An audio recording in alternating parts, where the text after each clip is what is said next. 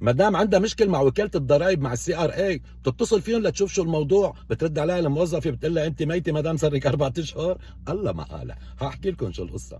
مدام من فانكوفر اسمها جوانا ميلر، عمرها 65 سنه، من 3 4 اشهر كانت مقدم الاقرار الضريبي تبعها. قالت لك ما اجاني شيء من الجامعه، جربت تفوت اونلاين مطيرين للتسجيل، تلفنت بعد ما نطرت ردوا عليها.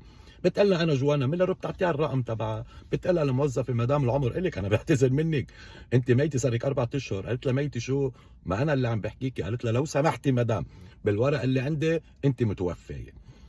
صارت تحكي حالها حرام المرأة، وبس أثر عليها هالموضوع قال لك لا، وقفوا لها الدفعات اللي بتجيها التقاعدية، السوشيال انشورنس نمبر، السن نمبر لغوا لها اياه. حتى بعض الجهات هي رايحة تراجع قالوا لها البطاقات اللي معك، الدفتر سواقة ده، الكارت الطبي، التغوا هول. وصارت تبرم حوالين حالها، شو بدها تعمل شو بدها تساوي، عطلوا لها حياتها.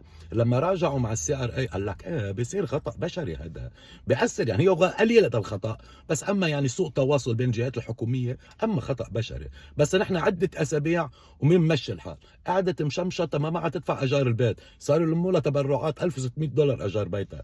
يا حبيبتي يا جوانا كانت مسكينه ناطره شو؟ قالت لك عيش حياه تقاعديه، عاشت ممات تقاعديه مسكينه.